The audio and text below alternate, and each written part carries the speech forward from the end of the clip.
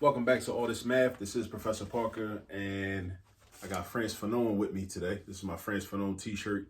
If you're not too familiar with Frantz Fanon, please check him out. Check out some of his work, some of his writings, and just get familiar. Familiarize yourself with that brother. All right, so today we're going to be doing some work on consumer math, right? The actual word problem that we're going to cover is actually printed out in the description underneath of this video if you're watching this on YouTube. And I'm gonna read along. I'm gonna read it out loud, and you can read along for yourself. All right. Now, the problem says that chocolate chip cookies. This problem is about chocolate chip cookies. Chocolate chip cookies are on sale for 85 cents a dozen. How much change does Rich, who might be named after Richard Allen, right? If you're not familiar with Richard Allen, please go look up Richard Allen. All right. Affiliated with the AME Church, African Methodist Episcopal Church. Here in Philadelphia, did a lot of work here in Philadelphia, a lot of activist work, a lot of humanitarian work back in the 18th century. So anyway, how much change does Rich receive from a $5 bill if he buys 2 dozen cookies? All right, so let's read it again. Because what I always say is, with word problems, you should read them at least 3 times. At least 3 times. And so they start to make more and more sense after every time you read them. So, chocolate chip cookies are on sale for 85 cents a dozen. How much change does Rich receive from a $5 bill if he buys 2 dozen cookies? So first thing, we need to make sure we understand all the vocabulary in the problem. So that word dozen, let's make sure we know what a dozen is. All right, a dozen is 12. A dozen is 12. So if you didn't know that, that's fine. Now you do. Make sure you write that down. A dozen. A dozen means 12. So a dozen means you got 12 of something. All right. So cookies are on sale for a dozen for 85 cents. So that means you get 12 cookies for 85 cents. That's what that means, right? Because when we're doing math, we got to first practice our reading comprehension. We got to apply reading comprehension first, and then we can actually do the math. We can actually figure out a formula or some type of equation to create and then solve that equation. But first, we got to read and understand. So, and part of reading and understanding is understanding vocabulary. So dozen means 12. All right, now, how much change? Change is how much money you give back when you give the cashier a certain amount of money. From a $5 bill if he buys 2 dozen cookies. So first of all, let's figure out how much 2 dozen cookies cost. We know how much 1 dozen cookies cost. But let's figure out how much 2 dozen cookies cost. All right, so let's do this. If we know 1 dozen cookies from reading the problem costs 85 cents, we're going to do this, 0.85. To find out how much 2 dozen cookies cost, we multiply by 2. Or you could add, because multiplication is just repeated addition anyway. You could do 0.85 plus 0.85, or you could do 0.85 times 2, which is a shortcut. So 0.85, that's 85 cents right there. 0.85 times 2. Now, the way I do this in my head, we can do this, we can write it out. I'm gonna write it out on the board for you too. But the way I do this in my head is I go by place value. I think of this as 80 cents and 5 cents. 80 cents and 5 cents. That 8 represents 80 cents. 80 cents, like 2 quarters, well, 3 quarters and a nickel. That's 80 cents, right? Or 2 quarters and 3 dimes. That's 80 cents, right? 80 cents and 5 cents. So if I double each of these parts, that's going to give me the total amount, right? So if I double 80 cents times 2 is $1.60. How do I know that? Because I know my multiplication facts. I know that 8 times 2 is 16. Again, well, not again, but these problems become much easier. Actually, all math problems become a lot easier if you have your multiplication facts memorized. If you don't got your multiplication facts memorized, it's going to be real difficult for you. So do yourself a favor and memorize the multiplication facts ASAP if you don't have them memorized already. From at least from 1 times 1 up to 12 times 12. From 1 times 1 up to 12 times 12. So 8 times 2 is 16. So that means 80 cents times 2 is $1.60. So this is going to be, that's part of the answer. That's not the whole answer because we still got to double that nickel. That 5 is a nickel. That's 5 cents. 5 cents times 2 is 10 cents because we know 5 times 2 is 10 because we know multiplication facts. So that's going to be 0.10. So now $1.60 plus 10 cents. $1.60 plus 10 cents. That's $1.70. So this is not the final answer to the problem, but that's how much the cookies cost. If Richard Allen, or Rich, who might be named after Richard Allen, is spending $1.70 on chocolate chip cookies, right? And then he doesn't have exact change, so he pays with a $5 bill. So in order to find the change, what you got to do is subtract. You take the $5 and you subtract $1.70. That's how we find change. $5 minus $1.70. That's not the only way to do it, but that's one way to do it. So we about to do this. $5 minus $1.70. Now again, make sure you know where all these numbers are coming from. Where did the $5 come from? That came from the problem, because it says that Rich paid with a $5 bill. Where did the $1.70 come from? That came from right here. That's the total cost of the cookies, because 1 dozen, which is 12, is 85 cents. But Rich is buying 2 dozen. So you got to do 85 cents times 2. Whenever you're looking at math problems, make sure you always know where every number came from. If you're sitting in class and your teacher writes some problems on the board and you don't know where that number came from, or any number came from, make sure you raise your hand. Don't be embarrassed. Don't be scared. Raise your hand and ask. Don't worry about being embarrassed by your classmates. Don't worry about somebody laughing at you or nothing like that. You don't got time to worry about that. You got time to figure out what's going on. So you need to raise your hand and ask the question, where did these numbers come from? Now, this is how I do this in my head. $5 minus $1.70, what I would do is round this up to $2. I round up to the nearest whole dollar. And I say, okay, if I round this up to $2, then I'm thinking, okay, well, what's $5 minus $2? $5 minus $2 is $3, because I know my subtraction facts. I know 5 minus 2 is 3, right?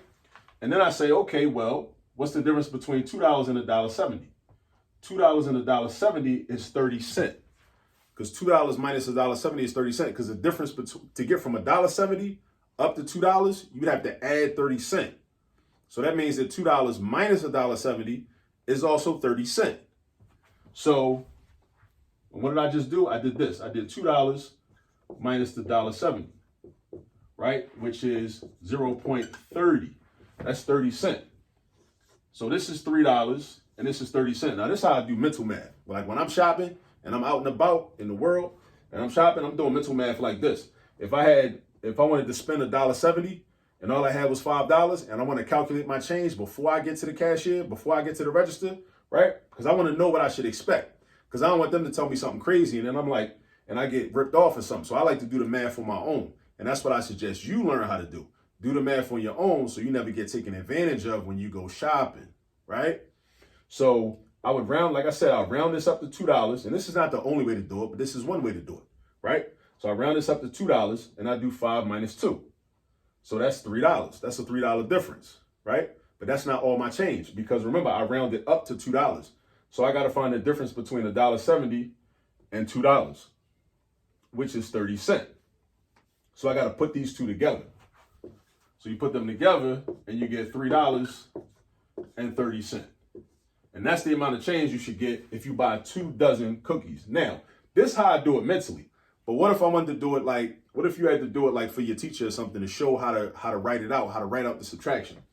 You could do this, right? You could do 5. And then because you're subtracting from 5, 5 goes on top.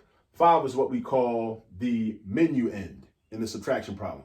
The first number in the subtraction problem is called the menu end. The number that's being subtracted is called the subtrahend. So we got 5 minus 170.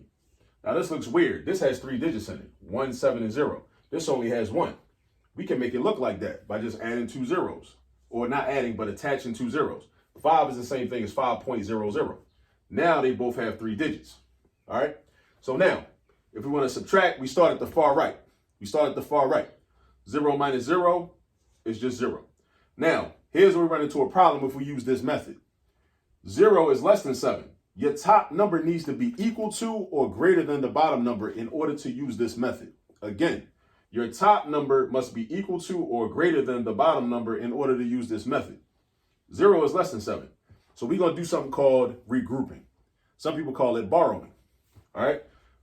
What that means is we're going to take 1 from 5, and the 5 is going to turn into a 4. And we're going to give it to the 0. So this 0 is going to turn into a 10, right? Because it's kind of like saying we got 10 dimes. So we took one whole dollar from the $5, and a dollar is the same thing as 10 dimes, and we put the 10 dimes right here. So now you got 10 dimes minus 7 dimes, right? Because 7 dimes is 70 cents, and that's 70 cents, right? So 10 minus 7, that means 3 dimes, right? So now we got $4 minus $1, which is $3.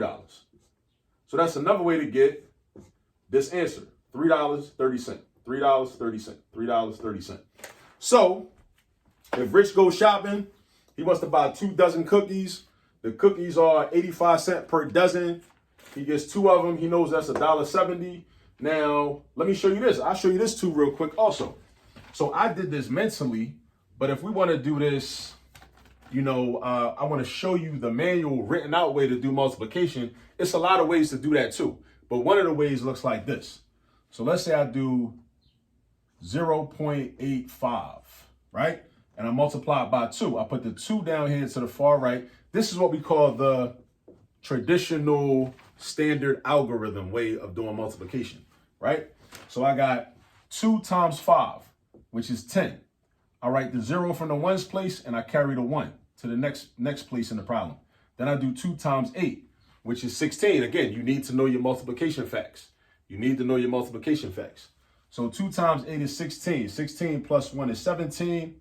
So you write the 7 and you carry the 1, right?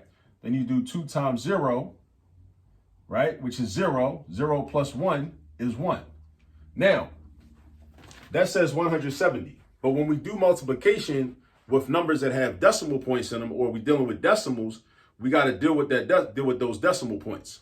So what we say is, in our original numbers, 0.85 and 2, how many digits were to the right of the decimal point altogether?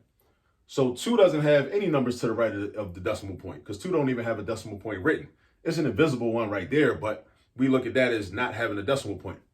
0.85 has 2 digits to the right of the decimal point, 8 and 5. You take that information and that affects your answer.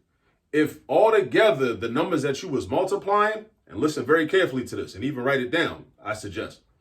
If all the numbers altogether, the numbers you was multiplying had 2 digits to the right of them, of the right of the decimal point, then that's how many digits should be to the right of the decimal point in your product or your answer. So 1, 2, 0. 2 plus 0 is 2. So altogether, we got 2 digits to the right of the decimal point. So that means in my answer, I should have 2 digits to the right of the decimal point. So I'm not gonna put my decimal point right here, because that would mean I had 0 digits to the right. I'm not gonna put it right here, because that means I only got 1 digit to the right. I'm gonna put it right here, because now I got 1, 2. 2 digits to the right of the decimal point. And that's the only thing that's different when you multiply whole numbers versus multiplying decimals, or should I say multiplying integers versus multiplying decimals. All right, so you see how we got $1.70. But like I said, when we did the mental math, we got $1.70. But this is just one way to show how to write it out on paper. All right, that's just one way to show how to write it out on paper. So this is just a little bit of consumer math. And I hope that you're able to use these skills when you go shopping, right? And don't just be one of them people just sitting there just waiting, just hoping that, the computer gives you the right total or the cashier gives you the correct total, because, especially when you're dealing with cashiers are human beings, and human beings make mistakes, right? Same thing with computers. Computers can malfunction sometimes. So you want to be able to use your own computer, your own brain in order to do calculations so that you can make sure that you get what you deserve. All right. So in this problem, Rich should have got back $3.30. All right. Make sure you subscribe to the channel. We're about to get out of here. Make sure you subscribe to the channel, like and share as well. Tell everybody about what we're doing at All This Math. All right. Now go get some practice with some problems like this, and I'll see you on the next video. Peace.